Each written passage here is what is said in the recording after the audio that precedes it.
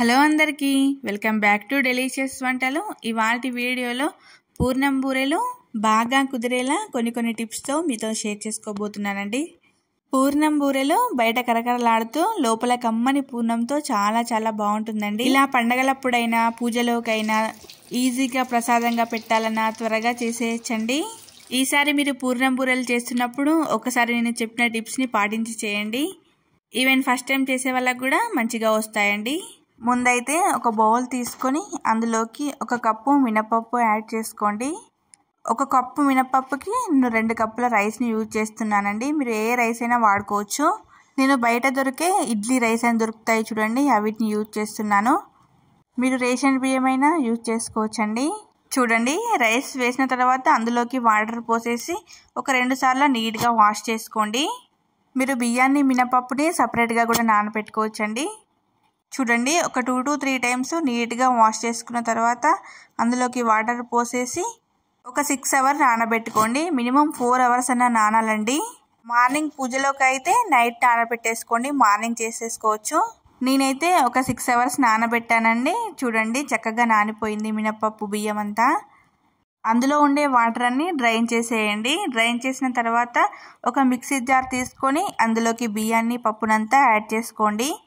వేసేసిన తర్వాత అందులోకి చూడండి ఒక చిన్న గ్లాస్ వాటర్ యాడ్ చేస్తున్నానండి. ఎక్కువ యాడ్ చేసుకోకూడదు వాటర్ యాడ్ చేసేసి గ్రైండ్ చేసుకోండి. చూడండి ఎంత మెత్తగా అయిందో పిండి అనేది ఈ కన్సిస్టెన్సీలో ఉండాలండి. మరీ లూజ్ ఉందనుకోండి మీకు పూర్ణాలు సరిగా రావు.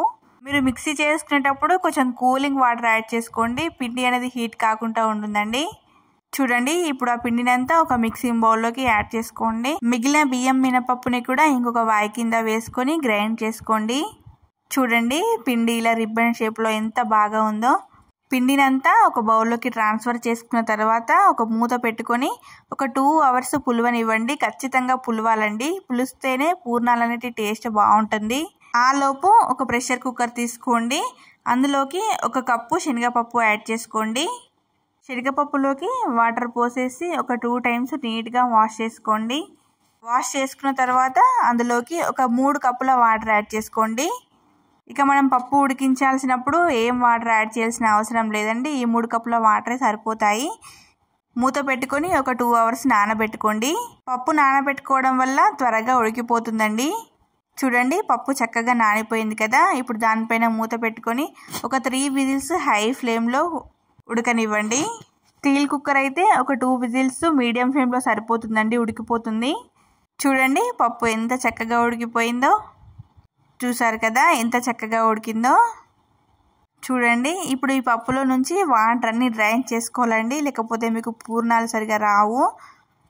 ఈ పప్పులో వాటర్ కంటెంట్ ఏమీ ఉండకూడదండి.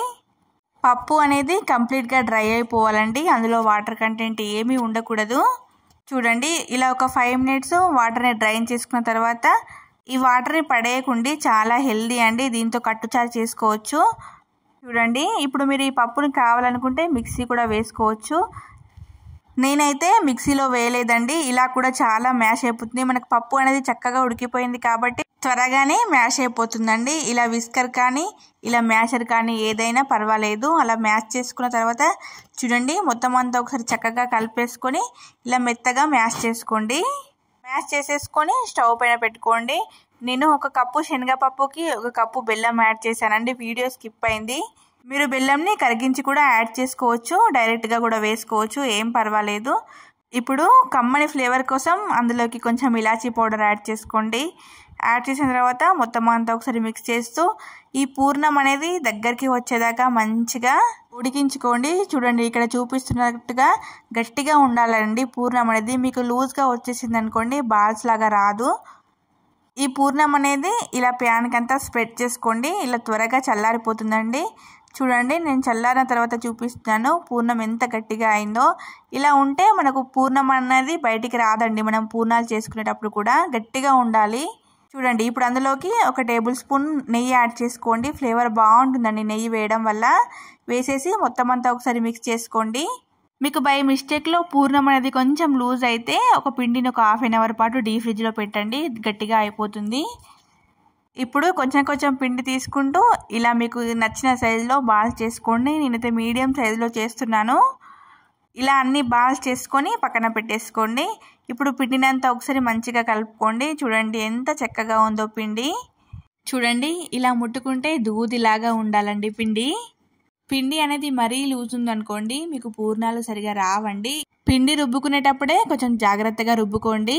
ఇప్పుడు అందులోకి ఒక 1/2 టీ స్పూన్ వంట సోడా, ఒక 1 టీ స్పూన్ సాల్ట్, ఒక 1½ టీ స్పూన్ షుగర్ యాడ్ చేసుకోండి. షుగర్ యాడ్ చేసుకోవడం వల్ల ఈ పైన లేయర్ అనేది కూడా స్వీట్నెస్ ఉంటుందండి. చూడండి ఇప్పుడు పూర్ణాలు ఎలా వేసుకోవాలో కొన్ని టిప్స్తో చూపిస్తున్నానండి. ఇలా ఒక టీ స్పూన్ తీసుకొని అందులోకి మనం పూర్ణాన్ని వేసేసి చక్కగా పిండి అంతా కోట్ చేసుకొని ఇలా వేసేసుకోవడమే అండి. చాలా చాలా ఈజీ అండి. ఫస్ట్ టైం చేసే వాళ్ళకు కూడా మంచిగా వస్తాయండి పూర్ణాలు. ఇంకొకలాగా కూడా చూపిస్తున్నానండి. మనం సాంబార్ చేసుకునే గరిట ఉంటుంది చూడండి, ఆ గరిటని ఒకసారి వాటర్లో డిప్ చేసుకొని ఆ పూర్ణంని పిండిలో ముంచేసి ఇలా పూర్ణం వేసుకోవడమేనండి. చాలా చాలా ఈజీ అండి. ఈ టిప్స్ మీకు నచ్చినట్టయితే ఒక లైక్ ఇవ్వండి ప్లీజ్.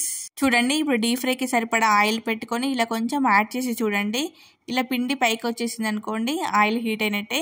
ఇప్పుడు ఒక టీ స్పూన్ తీసుకొని చూడండి నేను చూపిస్తున్నాను. ఇలా పూర్ణంని ముంచి ఒక టీ స్పూన్ తీసుకొని అందులోకి మెల్లగా యాడ్ చేసుకోవడమేనండి. చూడండి మిగతా పూర్ణాలు కూడా అందులోకి అలాగే యాడ్ చేసుకోండి. మీకు ప్రాక్టీస్ ఉంటే చేత్తోని కూడా వేసుకోవచ్చండి, కానీ బిగినర్స్కి ఇది చాలా ఈజీ. పూర్ణాలు వేసేసిన తర్వాత వెంటనే గరిట పెట్టకూడదండి. కొంచెం టైం ఇచ్చి వీటిని మెదపండి, త్వరగానే విడిపోతాయండి, ఏం పర్వాలేదు. పూర్ణాలు ఎక్కువ వేసుకోకండి ఆయిల్లో, మీ ఆయిల్కి సరిపడా వేసుకోండి. చూడండి ఎంత చక్కగా ఫ్రై అవుతున్నాయో. చక్కగా కొంచెం గోల్డెన్ కలర్లోకి వచ్చేదాకా బాగా ఫ్రై చేసుకోండి. హై ఫ్లేమ్లో పెట్టుకొని ఫ్రై చేసుకోండి. చూడండి ఇలా లేత బంగారు కలర్లోకి ఫ్రై అయితే సరిపోతుందండి. చూడండి నేను ఇంకొక వాయి కూడా వేసి చూపిస్తున్నాను. ఒకసారి చేతితో కూడా చూపిస్తున్నాను చూడండి. ఇలా పిండిని తీసుకొని ఇలా డైరెక్ట్ వేసేసుకోవడమేనండి. మీకు ఏ ప్రాసెస్ నచ్చితే ఆ ప్రాసెస్లో చేసుకోండి. నేను చెప్పిన కొన్ని టిప్స్ని పాటించి మీరు పూర్ణం బూరెలు చేశారే అనుకో, మీ ఫ్యామిలీ మెంబర్స్ అందరూ తప్పకుండా మెచ్చుకుంటారండి. మరి ఈ వీడియో మీకు నచ్చినట్లయితే వీడియోని లైక్ చేసి షేర్ చేసి సబ్స్క్రైబ్ చేసుకోండి. పక్కన ఉన్న బెల్ ఐకాన్ని క్లిక్ చేయండి.